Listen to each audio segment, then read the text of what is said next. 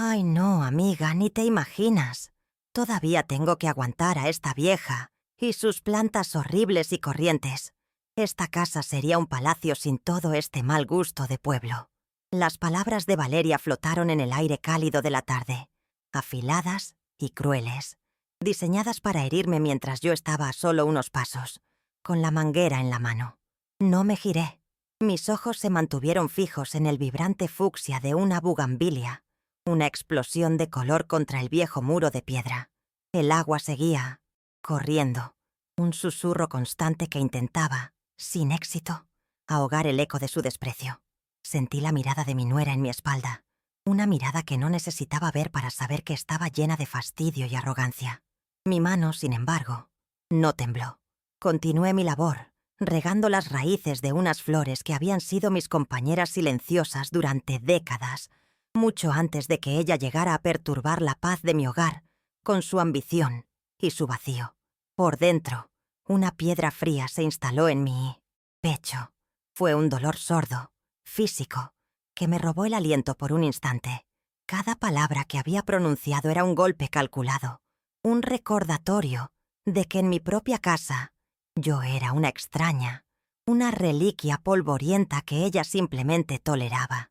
Imaginé sus palabras viajando por el teléfono, pintando una imagen de mí como una anciana inculta, aferrada a sus flores de mal gusto. La ironía era dolorosa. Ella vivía bajo mi techo, comía de la comida que a menudo yo preparaba y disfrutaba de la sombra de este patio que tanto despreciaba. La humillación no fue un estallido, sino un veneno lento, un frío que comenzó en la base de mi columna y se extendió lentamente por mis venas, mientras el sol de Coyoacán calentaba mi piel, ajeno a la helada que se apoderaba de mi alma. Mis bugambilias no son corrientes, son un pedazo de mi tierra, un trozo vivo de Oaxaca que traje conmigo a la Ciudad de México hace tantos años. Recuerdo perfectamente cuando planté la primera junto a mi esposo, Ricardo. Sus manos fuertes y callosas por el trabajo cavaron el hoyo mientras yo sostenía el frágil tallo. «Para que nunca olvides de dónde vienes, Elena», me dijo. Y no lo he olvidado. La blanca es por nuestra boda, la naranja por el día que nació Javier, y esta fucsia, la que regaba mientras Valeria me apuñalaba con su voz, fue la que planté cuando Ricardo se fue, para recordarme que incluso después del dolor más profundo, la vida puede volver a florecer con una belleza desafiante. Ellas no. Son solo plantas. Son el mapa de mi vida. Un testamento de amor y sacrificio que la mirada superficial de mi nuera jamás podría comprender. Escuché el clic de su teléfono al cerrar la llamada. Sus pasos resonaron en las baldosas del patio. Un sonido agudo y ajeno a la sinfonía natural de mi jardín. Pasó a mi lado sin decir una palabra, sin siquiera una mirada. Su perfume, una fragancia dulce y sintética, invadió mi espacio. Un asalto a mis sentidos que intentaba desplazar el aroma a tierra, húmeda y a flores. Observé su silueta desaparecer por la puerta de la cocina y sentí una profunda lástima. No por mí, sino por ella. Vivir en un mundo donde la belleza de una flor se mide por su precio o su exclusividad debe ser una existencia muy pobre. Ella caminaba por mi casa como si fuera la dueña, ignorando por completo que las paredes que la cobijaban estaban construidas sobre los cimientos de mi esfuerzo y que el suelo que pisaba con tanto desdén era sagrado para mí. Y Javier, mi hijo, su silencio desde el interior de la casa era un grito ensordecedor de complicidad. Seguramente estaba en el sofá, con los ojos pegados a la televisión, permitiendo que su esposa me desollara verbalmente sin mover un solo músculo para defenderme. ¿En qué momento se había convertido en esto? ¿Dónde estaba el niño que volvía corriendo de la escuela para contarme su día mientras yo le preparaba agua de Jamaica? La decepción era un sabor amargo en mi boca, más amargo que cualquier hiel. Él, mi único hijo, por quien trabajé de sol a sol en cocinas ajenas para que nunca le faltara nada, se había convertido en un espectador pasivo de mi humillación.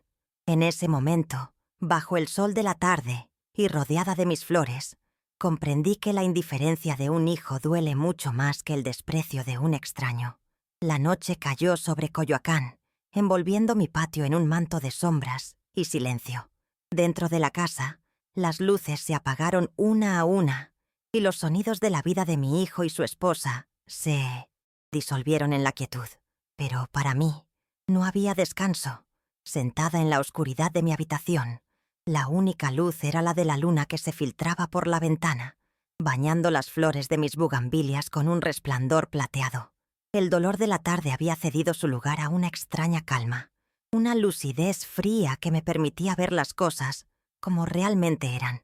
El desprecio de Valeria no era un evento aislado, sino la culminación de 1000 pequeñas muertes, 1000 silencios y desprecios que yo había soportado, creyendo erróneamente que la paciencia era una forma de amor. La luna, testigo silencioso, parecía iluminar no solo mi jardín, sino también los rincones olvidados de mi memoria, invitándome a recordar. Mi mente viajó décadas atrás, a una cocina que no era la mía, en una casa imponente de las lomas.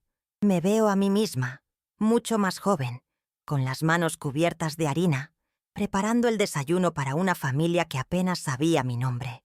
Recuerdo el olor del café recién hecho mezclado con los caros perfumes de la señora de la casa.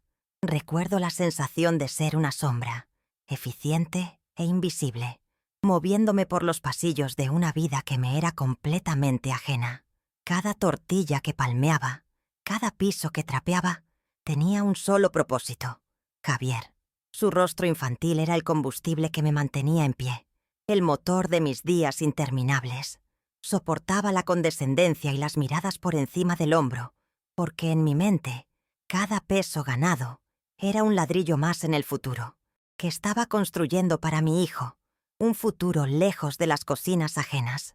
Pienso en los largos trayectos en el pecero, apretujada entre extraños, con el cuerpo adolorido y el cansancio pegado a los huesos. Miraba por la ventana el desfile de la ciudad, soñando con el día en que Javier no tuviera que conocer esa clase de agotamiento. Soñaba con que tuviera una oficina, una silla cómoda, un trabajo donde usara su mente, esa mente que yo estaba nutriendo con mi esfuerzo físico. Me negué a mí misma tantas cosas, pequeños caprichos que para otras mujeres eran normales.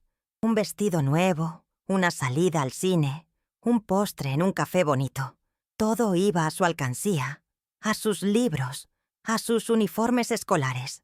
Mi vida se había convertido en una ofrenda constante, un sacrificio silencioso que yo realizaba con gusto, porque el amor de una madre no conoce de contabilidad ni de egoísmo. Creía firmemente que estaba invirtiendo en un hombre de bien. Un recuerdo en particular brilla con una claridad dolorosa: el día que le compré su primera bicicleta. La vi en el aparador de una tienda en el centro, roja y brillante. Costaba una pequeña fortuna, el equivalente a 2 meses de mis propinas ahorradas con un celo casi religioso. Durante esas semanas, comí menos, caminé más para ahorrar en pasajes, remendé mi delantal una vez más. Cuando finalmente junté el dinero, sentí un triunfo que ninguna humillación laboral podía opacar.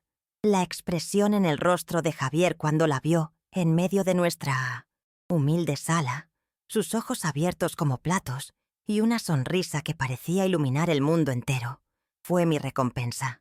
Ese niño, que pedaleaba con torpeza pero con una alegría desbordante, parecía un fantasma de un pasado lejano, un ser completamente distinto al hombre que hoy compartía el techo conmigo y permitía que su esposa me llamara vieja corriente.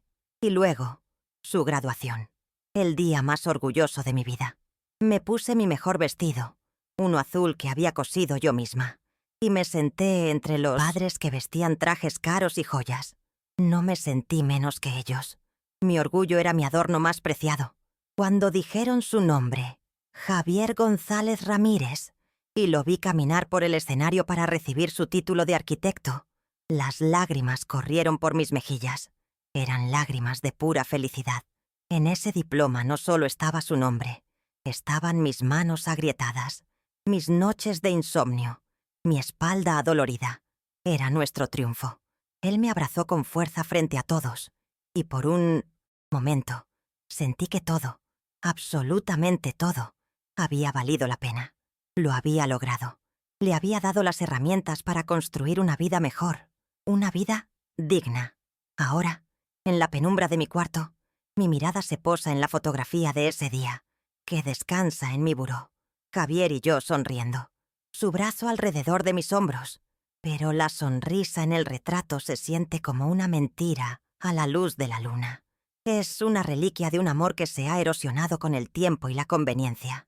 El hombre de la foto, lleno de promesas y gratitud. ¿Dónde se había ido? La amargura de las palabras de Valeria no era solo por el insulto en sí, sino porque profanaban el santuario de estos recuerdos, manchando el pasado y revelando la dolorosa verdad del presente. El orgullo que sentí en esa ceremonia se había transformado en un nudo en la garganta. La constatación de que el hijo que eduqué había desaparecido, reemplazado por un extraño complaciente. Mi esposo Ricardo solía decirme que yo tenía la fuerza silenciosa de un río, que por fuera parecía tranquilo, pero por dentro tenía la corriente para mover montañas. Nunca dejes que nadie te haga sentir pequeña, Elena, me decía, ni siquiera tu propia sangre. Había olvidado sus palabras. Había permitido que me hicieran sentir pequeña en mi propia casa. Confundí la mansedumbre con la debilidad y la paciencia con la resignación. En mi afán por mantener la armonía, por no crear conflictos, les había cedido mi territorio, mi voz, mi dignidad. Les permití construir su nido sobre mis ramas, sin darme cuenta de que al mismo tiempo estaban secando mis raíces con su ingratitud.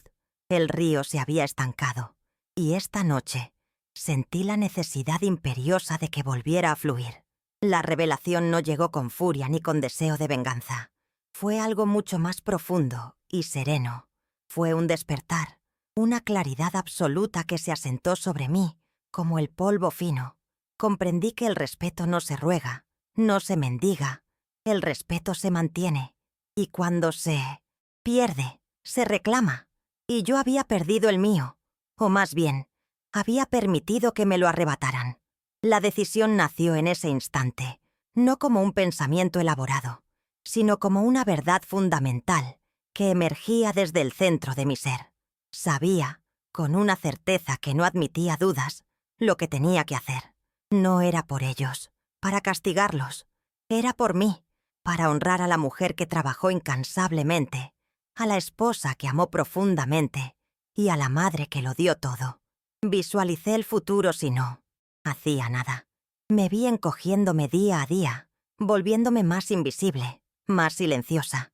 Me vi relegada a mi cuarto y a mi patio, una figura fantasmal tolerada por conveniencia, esperando a que la muerte me llevara para que ellos pudieran finalmente hacer de mi casa el palacio que Valeria anhelaba. La imagen me heló la sangre. No, yo no terminaría mis días así. Yo no sería un estorbo en el último capítulo de mi propia vida. Mi existencia valía más que eso. Mi dignidad no era negociable. Este despertar no era un acto de guerra, sino el acto de supervivencia más elemental.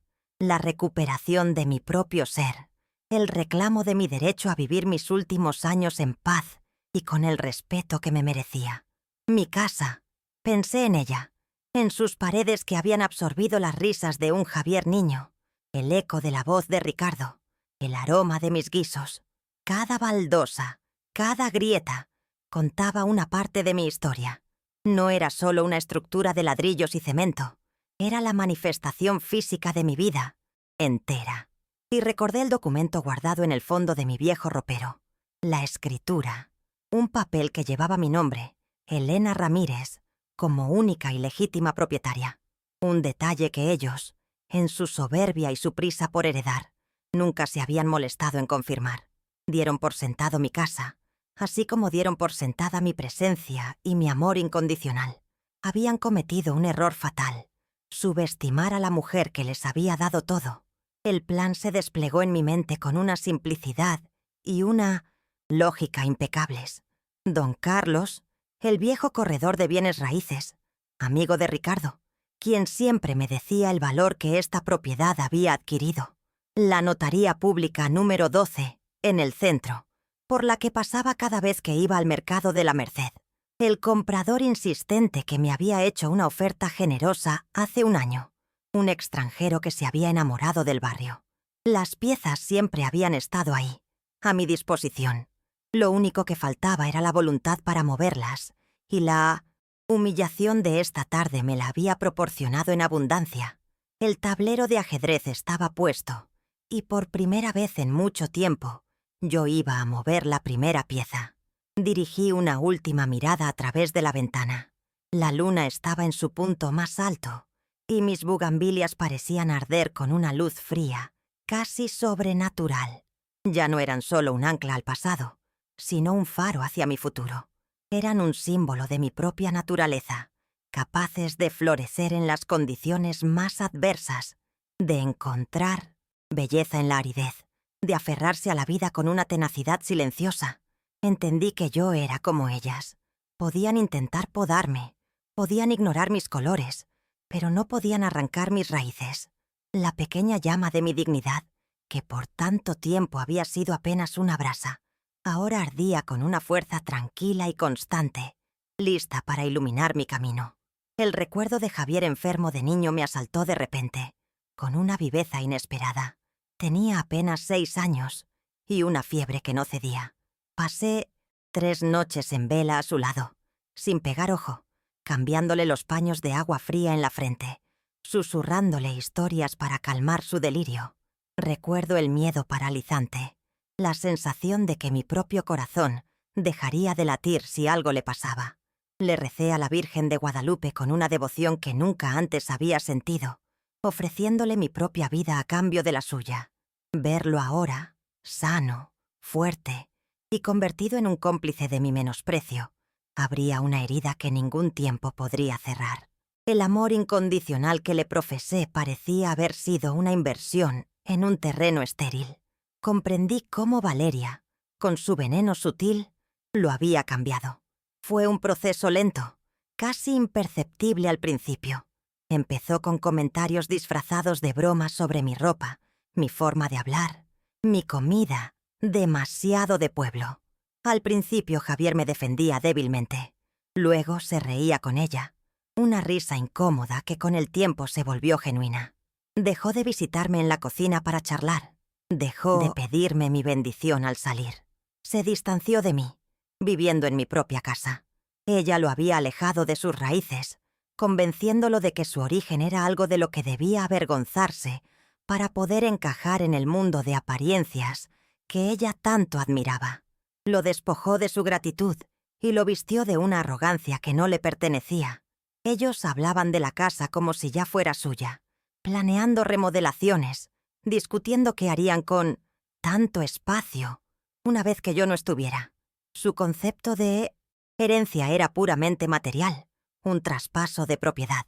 Pero la verdadera herencia que yo quise dejarles, la que Ricardo y yo construimos, no estaba en los ladrillos. Estaba en los valores, el trabajo honesto, la lealtad, el respeto por los mayores, la gratitud. Y esa herencia, la más valiosa de todas, la habían rechazado, la habían escupido. Querían la cáscara, el cascarón, pero habían despreciado el núcleo, el espíritu de este hogar. Se habían enfocado tanto en el premio que olvidaron el valor de quien lo ofrecía. Mi decisión, por tanto, no era un acto de despojo, sino de justicia poética. No les estaba quitando nada que fuera legítimamente suyo. Simplemente estaba reclamando lo que siempre fue mío. Mi casa, mi vida, mi paz. Iba a reescribir el final de mi historia. No sería la viejita patética que se desvanece en un rincón, sino la matriarca que, con la cabeza en alto, toma las riendas de su propio destino y les enseña una última lección. Una lección que no aprendieron en la universidad ni en sus círculos sociales. Una lección sobre el verdadero significado del valor y las consecuencias de dar por sentado el amor de una madre. Me levanté de la silla y me alejé de la ventana. Mi reflejo en el cristal oscuro me devolvió la imagen de una anciana. Sí, con el cabello blanco y la piel surcada por el tiempo. Pero mis ojos, incluso en la penumbra, brillaban con una determinación inquebrantable. Ya no había dolor en ellos, solo propósito. Me metí en la cama. pero no cerré los ojos. Me quedé quieta, escuchando el latido tranquilo y constante de mi propio corazón. No era un latido de miedo o de ansiedad. Era el ritmo de un tambor que anunciaba el amanecer de mi primer día de libertad.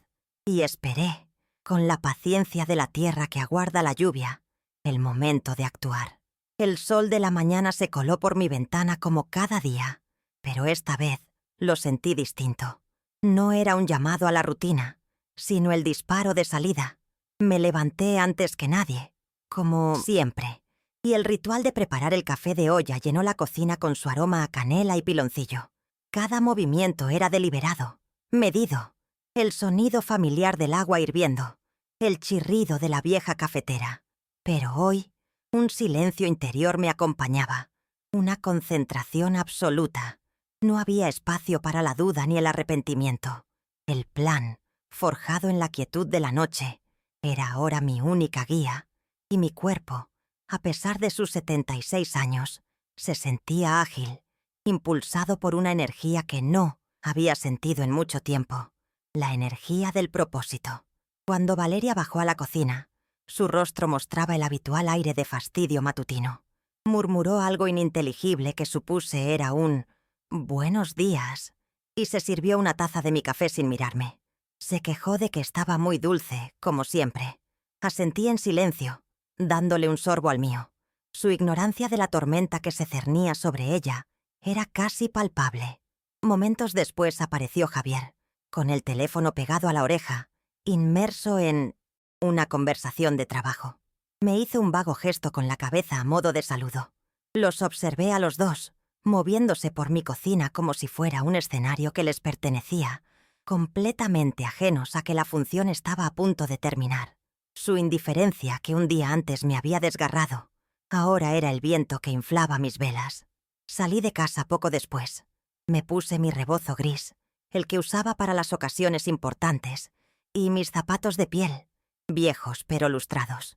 Caminé por las calles empedradas de Coyoacán, mi barrio, el lugar que me había acogido durante más de 40 años. Vi las fachadas de colores, las jacarandas que pronto florecerían, los puestos de esquites que comenzaban a instalarse. Pero hoy, mi paseo no era de nostalgia. Era una despedida. Cada paso en esas banquetas irregulares era un paso firme hacia mi liberación. No sentía tristeza, sino una determinación helada. Iba en camino a desmantelar, pieza por pieza, el mundo que ellos habían construido sobre mis cimientos, y lo hacía con la misma calma con la que podaba mis rosales. En una esquina, lejos de mi casa, encontré un teléfono público. El auricular se sentía frío y pesado en mi mano. Marqué el número de la oficina de don Carlos, el corredor de bienes raíces, un hombre honorable que había sido amigo de Ricardo. Su voz sonó sorprendida al otro lado de la línea. «Doña Elena, qué milagro. ¿En qué puedo servirle?» Mi respuesta fue directa, sin rodeos, sin titubeos. «Don Carlos, buenos días. Soy Elena Ramírez. Hablo para aceptar la oferta del señor Miller por la casa, la que me hizo el año pasado». Hubo un silencio. «¿Estás segura, Elena? Sé cuánto significa esa casa para usted». «Completamente segura», respondí. «Necesito que sea hoy mismo». La urgencia en mi voz tranquila lo convenció. Quedamos de vernos en la notaría pública número 12 en 1 hora. Colgué y sentí que la primera piedra de la montaña había sido movida. Mientras viajaba en el metro hacia el centro, apretujada entre la multitud anónima, reflexioné sobre el amor de madre. Nos enseñan que debe ser infinito, incondicional, que debemos perdonarlo todo. Y yo lo había creído. Había perdonado la falta de atención, el egoísmo, las pequeñas crueldades diarias. Pero lo de ayer no fue pequeño. Fue un asesinato lento de mi espíritu. Y comprendí que el amor incondicional no puede ser una licencia para la falta de respeto. Mi amor por el recuerdo del niño que crié, ese sí era incondicional. Pero mi obligación de tolerar al hombre desagradecido en que se había convertido tenía un límite. Y él y su esposa lo habían cruzado. Este acto no era una falta de amor, era la forma más dura y necesaria de él, la que enseña que las acciones tienen consecuencias. La notaría pública era un edificio antiguo y solemne en el corazón de la ciudad. El aire olía a papel viejo, a cera y a la seriedad de los asuntos irrevocables que se trataban allí. Años atrás, un lugar así me habría intimidado. Hoy, entré con la cabeza en alto. Yo era una mujer que había criado un hijo sola, que había sobrevivido a la pérdida y a la pobreza. Unos cuantos abogados con sus trajes grises no iban a asustarme. Don Carlos me esperaba en la entrada, y junto a él estaba el señor Miller, el comprador. Era un hombre estadounidense, mayor que yo, con unos ojos amables que me miraron con un respeto que no había visto en mucho tiempo en mi propia casa. Nos sentamos en una sala de juntas con paneles de madera oscura. El señor Miller me habló en un español, pausado y amable. Me dijo que había sido un artista toda su vida y que estaba buscando un lugar con alma para pasar su jubilación. «Su patio, señora Ramírez», dijo con una sonrisa sincera. «Es una obra de arte. Esas bugambilias. Mi intención es cuidarlas como usted lo ha hecho. No cambiaré nada». En ese momento sentí una inmensa paz.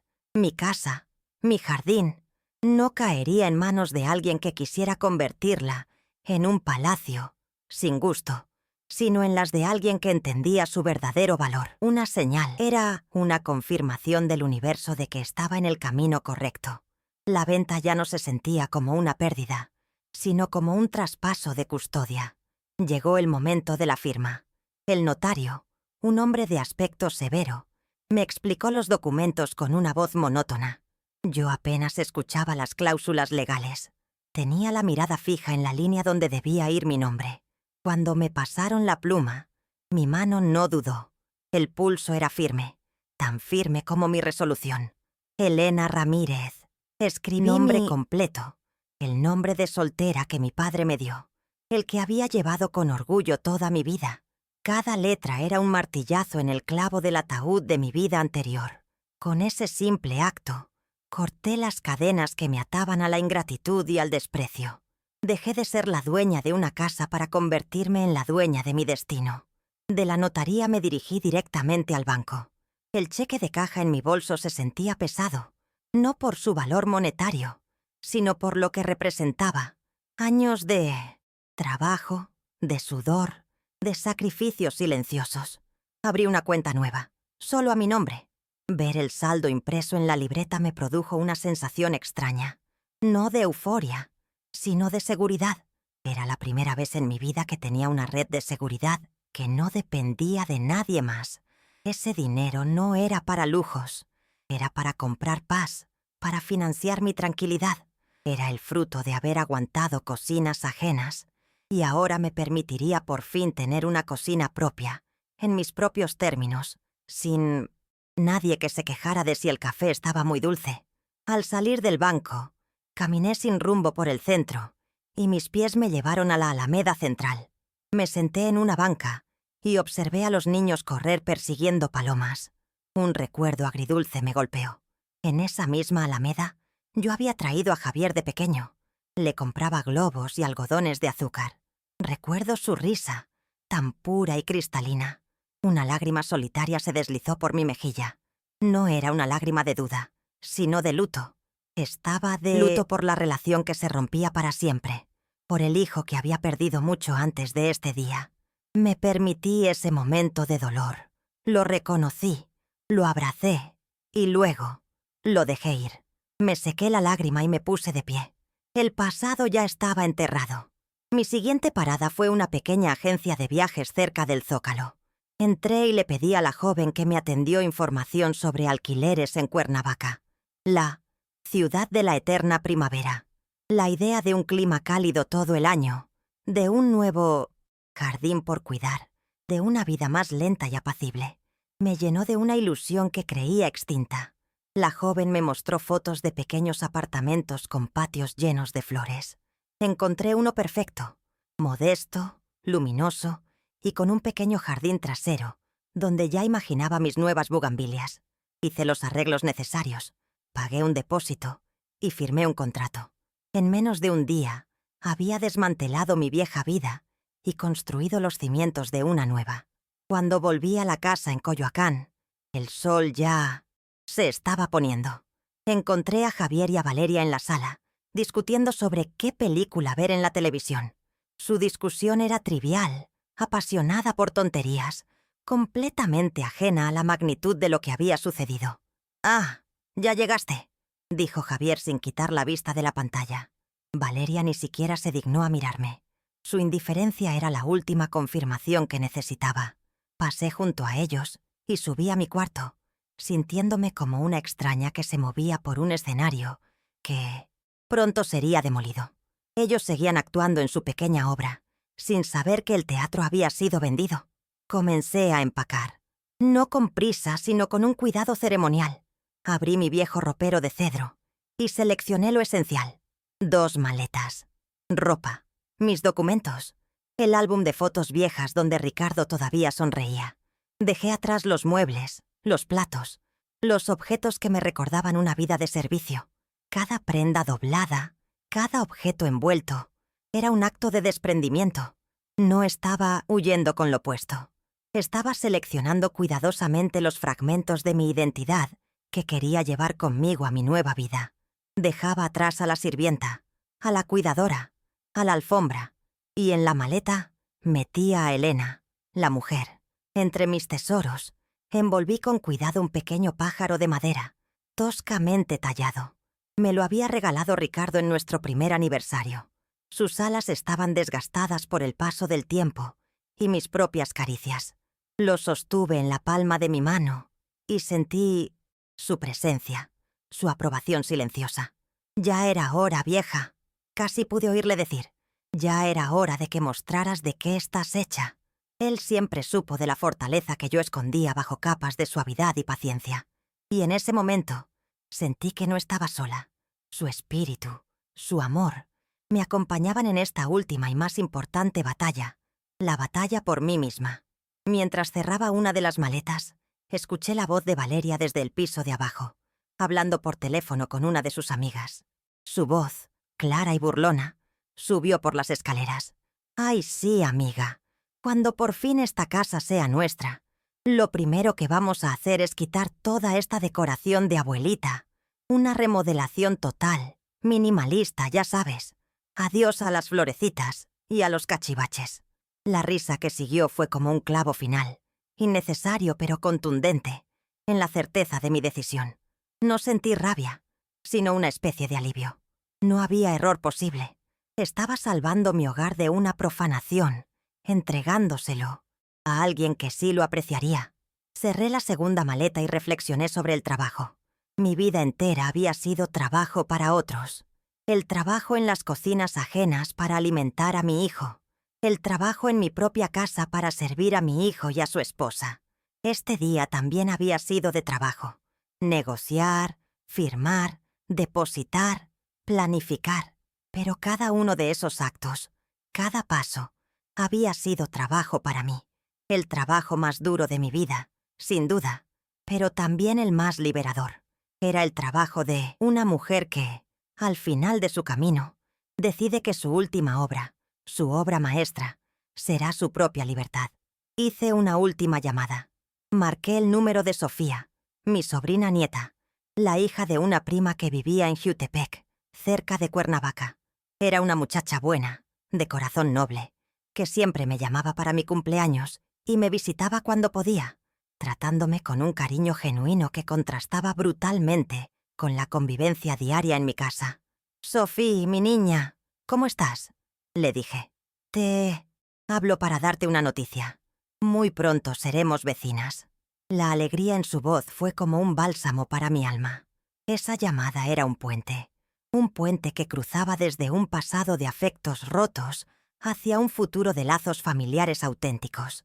Las 2 maletas quedaron junto a la puerta de mi habitación. Javier y Valeria habían salido a cenar, buscando huir de su aburrimiento. La casa estaba en un silencio absoluto. Me senté en el borde de mi cama, la misma cama donde había dormido durante más de 40 años, donde había amado a mi esposo y velado el sueño de mi hijo. Observé las paredes, los muebles, las sombras que conocía de memoria.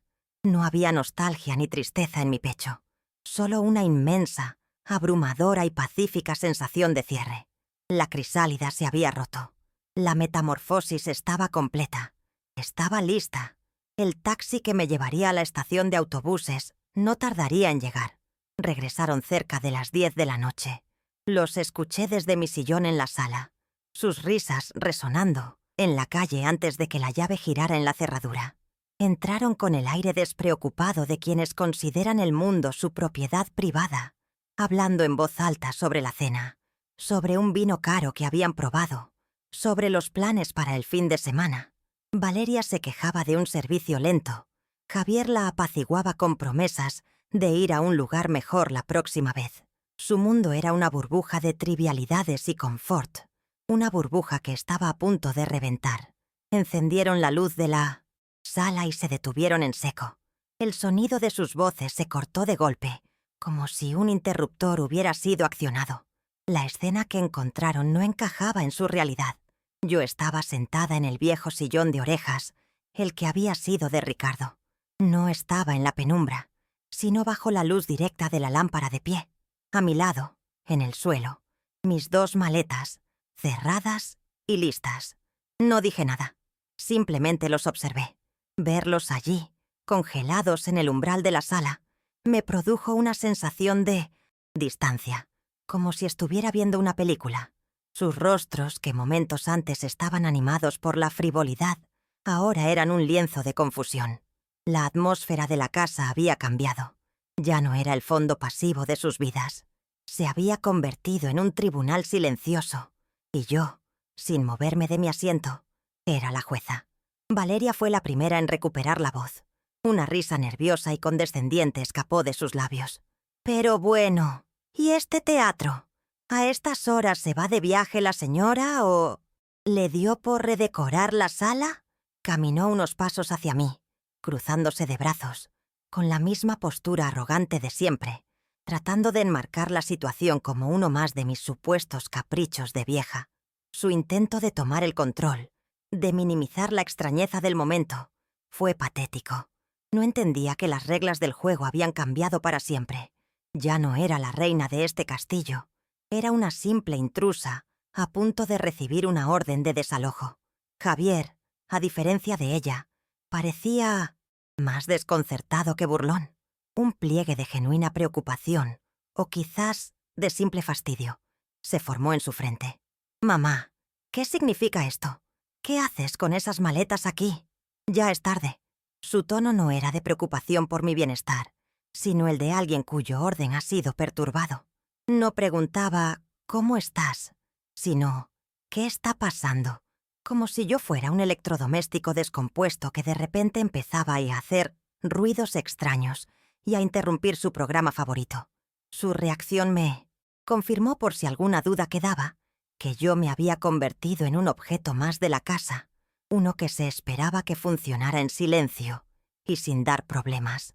Dejé que el silencio se prolongara unos segundos más. Dejé que su incomodidad creciera, que el peso de lo anómalo se asentara sobre ellos. Los miré fijamente, primero a mi hijo, luego a su esposa. Mi mirada no contenía ira, ni tristeza, ni una sola pizca de la humillación que ellos me habían servido tan generosamente. Era una mirada serena, vacía de toda emoción, y por eso mismo, creo que fue lo que más los desarmó.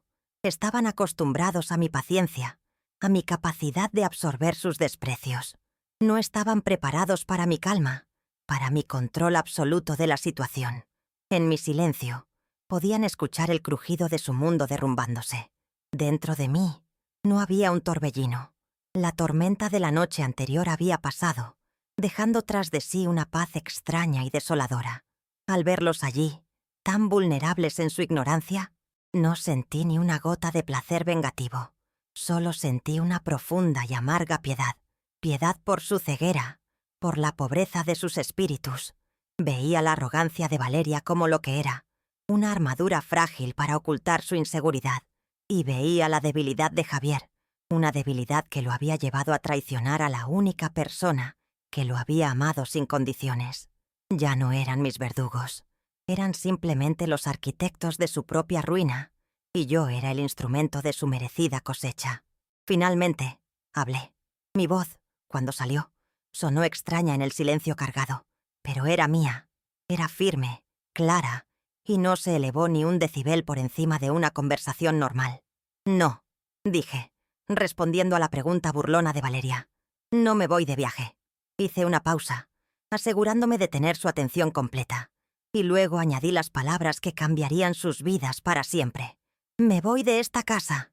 La frase quedó suspendida en el aire, simple, directa e incomprensible para ellos en ese primer instante. No entendían la diferencia entre irse de viaje e irse de la casa. Para ellos, yo era parte del inmueble. Antes de que pudieran formular una respuesta, de que el shock inicial se transformara en preguntas, me incliné lentamente hacia adelante y tomé el sobre manila que descansaba en la mesita a mi lado. Lo deslicé sobre la mesa de centro de madera, y el sonido del papel contra la superficie pulida fue el único ruido en la habitación. Fue un sonido suave, casi insignificante, pero cargado de una finalidad atronadora. Dentro del sobre, visible a través de la ventanilla, estaba el membrete de la notaría pública. «La casa», dije, manteniendo mi voz en el mismo tono tranquilo y uniforme. «Fue vendida esta mañana. Acabo de firmar los papeles». La reacción de Valeria fue inmediata y dramática. El color desapareció de su rostro, dejándola con una palidez cerúlea. Su boca se abrió ligeramente, pero ningún sonido salió de ella. Sus ojos, fijos en el sobre la mesa, se abrieron con una expresión de horror puro, como si en lugar de un documento estuviera viendo una serpiente venenosa. Dio un paso involuntario hacia atrás, tropezando ligeramente. Toda su fachada de superioridad se desmoronó en un instante, revelando el pánico desnudo que había debajo. La mujer que soñaba con ser la señora de un palacio, en Polanco, acababa de descubrir que ni siquiera tenía un techo sobre su cabeza. Javier, por su parte, tardó más en procesarlo. La negación fue su primer refugio. Soltó una risa corta y hueca. «Mamá, ya deja de bromear. ¿Qué es esto? ¿Una especie de castigo porque no te llamé ayer? No puedes vender la casa. Es imposible». Luego, su voz se llenó de una incredulidad que rápidamente se tiñó del tono de un niño a quien le quitan su juguete favorito. «Esta casa es de la familia. Es mi herencia. Tú no puedes. No tienes el derecho». La palabra herencia salió de su boca con un peso de propiedad, de derecho adquirido, que demostraba lo poco que había en toda su vida. Fue entonces cuando lo miré directamente a los ojos y por primera vez dejé que una chispa de la dura lección que estaba impartiendo se reflejara en mi mirada. «Te equivocas, Javier», le dije con la misma calma letal. «Esta casa nunca fue tuya. Esta casa siempre fue mía. La compré con el dinero de mi trabajo y la herencia de tu padre. Y uno no puede heredar en vida lo que nunca le ha pertenecido». Luego giré mi cabeza lentamente para incluir a Valeria, quien me miraba con ojos de terror. «Los nuevos dueños me han pedido amablemente que les informe que tienen 30 días naturales para desocupar el inmueble. Espero, sinceramente, que encuentren un lugar que no tenga mi mal gusto de pueblo». El silencio que siguió a mis palabras fue absoluto. Un vacío sonoro que pareció absorber todo el aire de la habitación. Usar las propias palabras de Valeria contra ella fue como girar el cuchillo que ella misma me había clavado. Ella se llevó una mano a la boca y vi cómo sus rodillas se doblaban. Se dejó caer en el sofá. No se sentó. Se desplomó, como una marioneta a la que le hubieran cortado los hilos. Su mirada estaba perdida, viajando de mi rostro a las maletas, al documento sobre la mesa, tratando de armar el rompecabezas de su catástrofe. La mujer ambiciosa y calculadora había sido superada en estrategia por la vieja corriente a la que tanto había despreciado. La incredulidad de Javier finalmente se quebró, dando paso a una ira impotente. La rabieta de un hombre que nunca había madurado. «No, no puedes hacernos esto», gritó, su voz finalmente rompiendo la calma. «¿A dónde quieres que vayamos? Soy tu único hijo. Tienes una responsabilidad». Su reclamo de responsabilidad, Después de años de negligencia emocional y falta de respeto, era tan absurdo que casi habría sido cómico si no fuera tan trágico. Se acercó a mí, con el rostro enrojecido, no como un hombre confrontando a otro, sino como un niño buscando una explicación a un castigo que no comprende. Su debilidad, su completa dependencia de mí, quedó expuesta bajo la cruda luz de la verdad. No le respondí. No había nada más que decir. Mi parte en esa conversación, en esa vida, había terminado. Me levanté del sillón. Mis movimientos eran lentos, deliberados, los de una mujer que ya no tiene prisa. Ignoré su grito, su desesperación. Me acerqué a mis maletas y tomé una en cada mano. En ese preciso instante, como si estuviera orquestado por el destino, el claxon de un coche sonó suavemente desde la calle. Era el taxi que había pedido. Mi carruaje hacia la libertad. Caminé hacia la puerta principal, el sonido de mis zapatos en el suelo de baldosas marcando el ritmo de mi partida. Cada paso era una afirmación de mi independencia. Al llegar a la puerta no me giré. No necesitaba ver sus rostros una última vez. Llevaba su imagen grabada en mi mente. La imagen del shock, de la negación, de la ruina autoinfligida. Abrí la puerta y sentí la brisa fresca de la noche en mi rostro. Era el aire de mi nueva vida. Salí de la casa que había sido mi mundo, mi santuario y mi prisión, y no miré hacia atrás. Los dejé allí, en medio de la sala que ya no les pertenecía, envueltos en el silencio ensordecedor de las consecuencias, solos con el eco de la verdad que se negaban a aceptar. El poder había cambiado de manos, no con un grito, sino con el cierre silencioso de una puerta. La primera noche en el autobús rumbo a Cuernavaca, no dormí. No por incomodidad, sino porque no quería que el sueño me robara un solo segundo de mi nueva libertad. A través de la ventanilla, veía pasar las luces de la carretera como estrellas fugaces, cada una llevándose consigo un pedazo de mi vida anterior. No sentía el peso de la nostalgia, sino la ligereza de un pájaro que finalmente ha sido liberado de su jaula. Al llegar a la terminal de Cuernavaca, el aire tibio y húmedo, cargado con el perfume de flores que no podía ver en la oscuridad, me dio la bienvenida. Fue como si la ciudad entera me estuviera abrazando. Un taxi me llevó a mi nuevo hogar, un pequeño apartamento en una calle tranquila. Cuando abrí la puerta, no vi un espacio vacío, vi un lienzo en blanco. Mi lienzo. Desperté a la mañana siguiente con el canto de unos pájaros que no conocía. El sol se filtraba a través de las persianas, dibujando rayas de luz en la pared. Por un instante no supe dónde estaba, y luego lo recordé todo, y una sonrisa se dibujó en mi rostro. Me levanté y preparé café en una cocina, pequeña y reluciente. No había nadie que se quejara de que estaba muy dulce.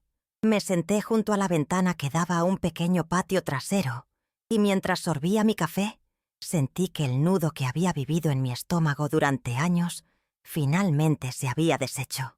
El silencio de la mañana no era pesado ni tenso, era pacífico, era el sonido de mi propia compañía, y me di cuenta de que era una compañía que me agradaba. Esa misma mañana, antes incluso de desempacar por completo, salí a caminar, y mi instinto me llevó a un vivero cercano. El lugar era un paraíso de verdes y colores. Caminé por los pasillos, tocando las hojas, oliendo las flores, sintiéndome como en casa. Y allí las vi, pequeñas y valientes mudas de bugambilias. Una fucsia, una blanca, una de un color naranja intenso como el atardecer en Oaxaca. Las elegí con el mismo cuidado con el que una madre elige la ropa para su recién nacido. Las compré junto con un saco de tierra buena y unas macetas de barro. No eran un reemplazo de mi antiguo jardín. Eran una promesa. La promesa de que la belleza puede volver a echar raíces en cualquier lugar, siempre y cuando se le dé una oportunidad. Pasé la tarde entera en mi nuevo patio. Con mis propias manos, llené las macetas con la tierra fértil. Sentí su frescura, su olor a vida. Coloqué cada una de las pequeñas plantas con una delicadeza reverencial. Mientras mis manos trabajaban, mi mente estaba en calma. No pensaba en Javier, ni en Valeria. Pensaba en el sol que alimentaría a estas nuevas compañeras, en el agua que les daría de beber. Era un ritual de fundación. No estaba simplemente plantando flores. Estaba plantando mi nueva vida. Estaba reclamando la tierra, aunque fuera solo un pequeño pedazo de patio, como mía. Y le susurré a cada una como un secreto. Aquí vamos a ser felices. Al día siguiente, Sofía, mi sobrina nieta, vino a verme. Su abrazo fue largo y genuino, un bálsamo de afecto familiar que no estaba envenenado por la obligación o el interés. Sus ojos brillaban de alegría al verme. «Tía Elena, qué bueno que estás aquí. Te ves más ligera», me dijo. Y era verdad, me sentía ligera. Me ayudó a desempacar mis pocas cosas, y mientras colgábamos mi ropa y colocábamos mis fotos, charlamos y reímos. Su presencia llenó el pequeño apartamento de una calidez que ninguna casa grande podría contener. En la risa de Sofía, encontré el eco de una familia verdadera, una basada en el cariño y el respeto mutuo. Los días que siguieron fueron de un descubrimiento apacible. Empecé a explorar mi nuevo barrio. Encontré el mercado local, un lugar vibrante lleno de los olores y colores de Morelos. Compré frutas que no había comido en años. Conversé con los vendedores. Me sentí parte de un nuevo tejido social. Caminaba por el Zócalo de Cuernavaca por las tardes, sentándome en una banca a observar a la gente, sin prisa, sin agenda. Por primera vez en décadas, yo no era la cocinera, la cuidadora, la abuela. Era simplemente Elena, una mujer, redescubriendo el mundo y a sí misma, un paso a la vez. A veces, en el silencio de la tarde, el pensamiento de Javier cruzaba mi mente. Ya no sentía el dolor agudo de la traición, sino una tristeza melancólica, la que se siente por algo que se ha perdido para siempre. No le deseaba el mal. Una madre nunca puede desearle el mal a su hijo, por más que éste le haya herido. Pero comprendí que para salvarme a mí misma, tenía que dejarlo ir. Tenía que permitir que él enfrentara las consecuencias de sus propias decisiones, lejos de mi sombra protectora. Mi partida no fue el abandono de un hijo, fue el rescate de una madre.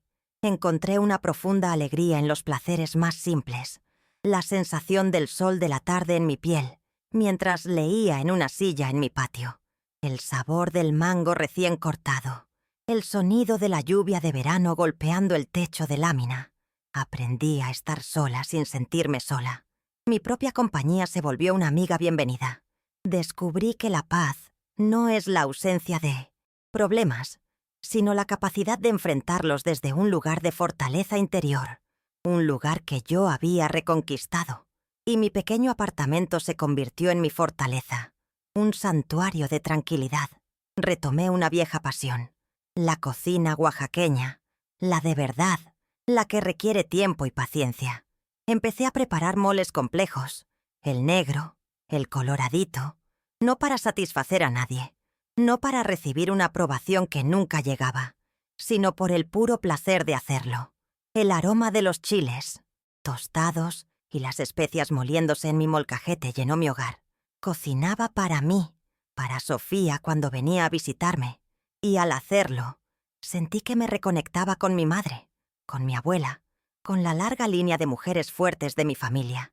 Estaba alimentando mi cuerpo, pero también mi alma.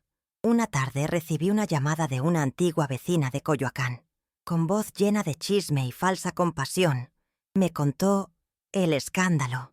Me describió cómo Javier y Valeria habían tenido que mudarse a toda prisa, cómo los había visto discutir a gritos en la calle mientras cargaban cajas. Me contó que se habían ido a un departamento pequeño y sin chiste por la colonia Anzures. Escuché con paciencia, agradecí la información, pero no sentí ni una pizca de satisfacción, ni un gramo de alegría vengativa. Su drama, su caos, su ruido, ya no me pertenecían. Eran ecos de un mundo lejano que ya no era el mío. Poco a poco, comencé a tejer una nueva red social. A través de Sofía conocí a otras mujeres de mi edad en la comunidad. Algunas se reunían a tejer, otras participaban en actividades de la iglesia local. Me uní a un pequeño grupo que se juntaba a bordar manteles. Escuchaba sus historias, compartía las mías. Eran mujeres que, como yo, habían enfrentado pérdidas, desilusiones y dificultades, y habían salido adelante con una dignidad admirable. En su compañía me di cuenta de que mi historia, aunque dolorosa, no era única, y en esa solidaridad silenciosa encontré una nueva fuerza. Un mes después de mi llegada, una mañana salí a regar mis plantas y lo vi. En la punta de la bugambilia fucsia, un pequeño brote se había abierto en una flor perfecta y vibrante. Me detuve y la observé, sintiendo una emoción tan intensa que me llenó los ojos de lágrimas. No eran lágrimas de tristeza, sino de una felicidad pura y abrumadora. Esa pequeña flor era un símbolo, era la prueba de que la vida continúa, de que la belleza puede florecer incluso después del invierno más crudo. Era la confirmación de que mi nueva vida había echado raíces y estaba comenzando a florecer. Sofía empezó a traer a su hijo, mi sobrino bisnieto, a visitarme los fines de semana. Se llamaba Mateo y tenía 5 años. Sus ojos curiosos y su risa contagiosa llenaron mi casa de una energía nueva. Le contaba historias de Oaxaca, de los alebrijes y los mercados mágicos. Le enseñé a hacer figuritas de barro. Él me escuchaba con una atención que Javier había perdido hacía mucho tiempo. En Mateo vi la oportunidad de pasar mi verdadero legado. No una casa ni dinero, sino mis historias, mis tradiciones, el amor por nuestras raíces. Una herencia que se entrega con el corazón, no con un testamento. Comprendí entonces el verdadero significado de la dignidad. No es algo que te puedan dar o quitar. No depende de la casa en la que vives o del dinero que tienes.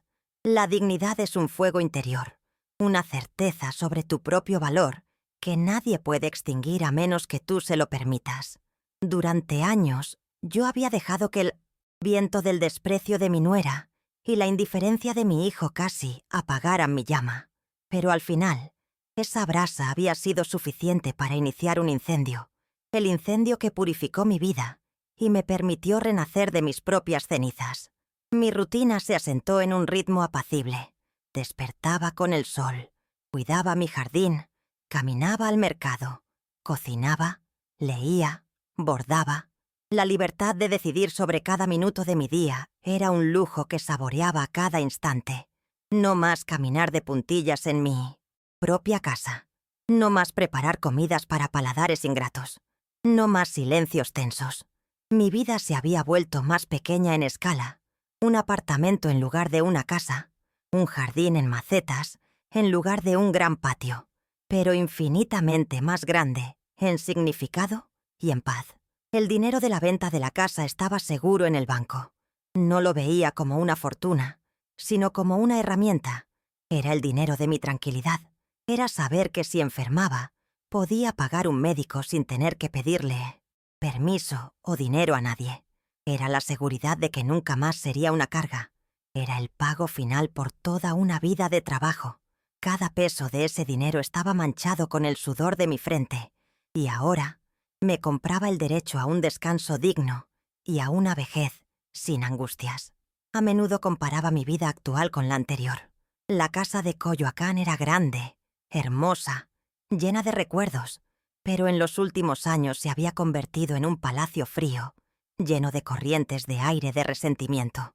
Mi pequeño apartamento en Cuernavaca era modesto, pero cada rincón estaba lleno de calidez y serenidad. Comprendí que un hogar no lo hacen las paredes, sino la paz que habita en ellas. Y yo, por fin, después de un largo y doloroso viaje, había vuelto a casa. Un día, mientras estaba sentada en mi patio, me pregunté si había perdonado a Javier. La respuesta no fue sencilla. No sentía el deseo de castigarlo. No albergaba rencor en mi corazón. Pero perdonar implicaría quizás un deseo de reconciliación, y yo no lo tenía. Mi paz era demasiado nueva, demasiado frágil para exponerla a él. Lo que sí había hecho era algo más importante. Me había liberado de él. Su vida, sus remordimientos, sus problemas ya no eran mi responsabilidad, y me había perdonado a mí misma por haber tardado tanto en darme cuenta de que mi bienestar también importaba. Un par de meses después de mi mudanza, Sofía me trajo una carta que había llegado a su casa, reenviada por mi antigua vecina. El remitente era Javier. Reconocí su letra desordenada de inmediato. Sostuve el sobre en mis manos durante un largo rato. Sentí su peso, no solo físico, sino emocional. Una parte de mí, la madre, sentía curiosidad por sus palabras. ¿Sería una disculpa? ¿Un reclamo? ¿Una súplica? Mi corazón latió un poco más rápido. Pero entonces miré a mi alrededor. Vi mis bugambilias floreciendo. Sentí la brisa cálida en mi rostro. Escuché la risa de unos niños jugando en la calle. Y supe que lo que sea que estuviera escrito en esa carta, excusas, arrepentimiento más culpas, pertenecía al mundo que yo había dejado atrás. Mi cierre no dependía de su remordimiento.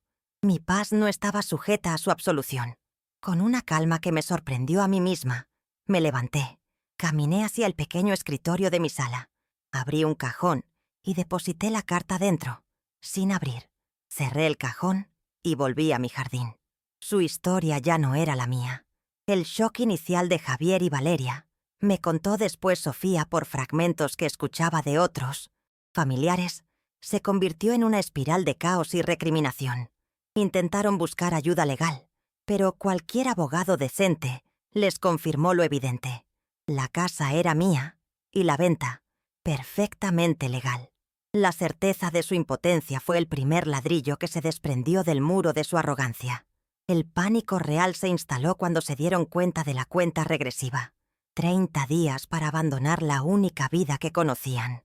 Las discusiones entre ellos se volvieron volcánicas.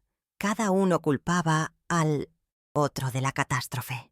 «Esto es tu culpa por provocarla con tus aires de grandeza», le gritaba Javier. «No, es tuya por ser un cobarde que nunca supo poner en su lugar a su mamita», respondía Valeria. Su relación, construida sobre la arena de la conveniencia y la ambición, no pudo soportar el primer embate de la realidad.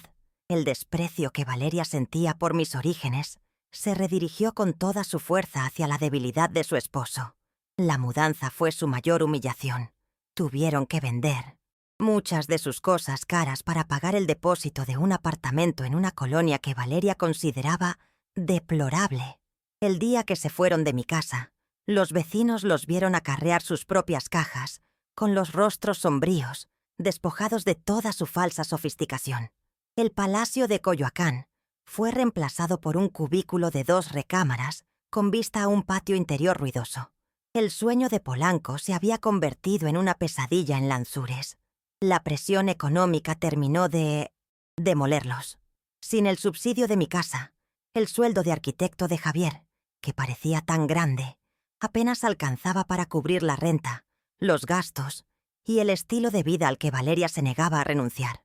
Las deudas comenzaron a acumularse. El resentimiento se convirtió en el aire que respiraban. Javier tuvo que enfrentar una verdad brutal. No era el hombre exitoso y autosuficiente que creía ser, sino un niño mimado cuya burbuja acababa de ser pinchada. A veces me pregunto qué fue de ellos. Sofía me dice que escuchó que se separaron, que Valeria se fue a vivir con sus padres y que Javier lucha por mantenerse a flote, solo y agobiado por el peso de sus errores. Tal vez, en su soledad, finalmente comenzó a entender el valor de lo que perdió. No la casa, sino el hogar. No a la dueña, sino a la madre. Su lección fue dura, pero fue la que él mismo escribió con sus acciones. Yo, por mi parte, no guardo espacio para su historia en mi nueva vida. Mi vida ahora está llena de otras cosas, de las visitas de Mateo, que ya aprende a decir los nombres de las flores de mi jardín, de las tardes de bordado con mis nuevas amigas, donde compartimos historias y risas, de la preparación de un mole que me toma 3 días, un acto de amor propio. Mi legado no será una casa de piedra, sino el recuerdo en la mente de Sofía y Mateo, de una mujer que, al final de su vida, eligió la dignidad por encima de todo. He aprendido que el verdadero poder no reside en lo que posees, sino en tu capacidad para soltarlo. Al vender la casa creí que estaba renunciando a mi mayor tesoro, pero en realidad estaba reclamando uno mucho más valioso, mi soberanía personal. Les di a Javier y a Valeria la oportunidad de tenerlo todo, pero ellos solo querían la propiedad, no la responsabilidad que conlleva el amor familiar. Mi nueva rutina es mi santuario. Riego mis plantas al amanecer, sintiendo la tierra fresca bajo mis dedos. El agua que les doy es un símbolo del cuidado que ahora me doy a mí misma. Miro sus hojas verdes y sus flores vibrantes, y veo un reflejo de mi propio renacimiento. Han crecido tanto en tan poco tiempo, aferrándose a la vida con una tenacidad que me inspira cada día. Son la prueba viviente de que nunca es tarde para florecer. La paz que siento es profunda y duradera. No es una paz que dependa de circunstancias externas, sino una que emana de mi interior. Es la paz de saber que fui fiel a mí misma, que honré la memoria de mi esposo y el esfuerzo de mi vida. Es la paz de una conciencia tranquila. Ya no hay noches de insomnio, ni comidas tragadas con un nudo en la garganta.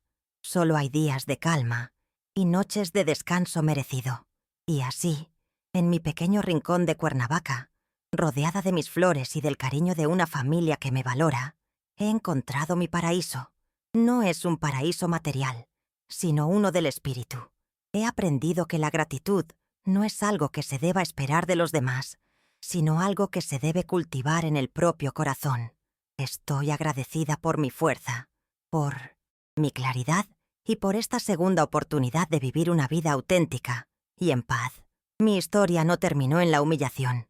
Apenas comenzaba. El tiempo ha pasado. Los años se han deslizado suavemente, como el agua de un río tranquilo.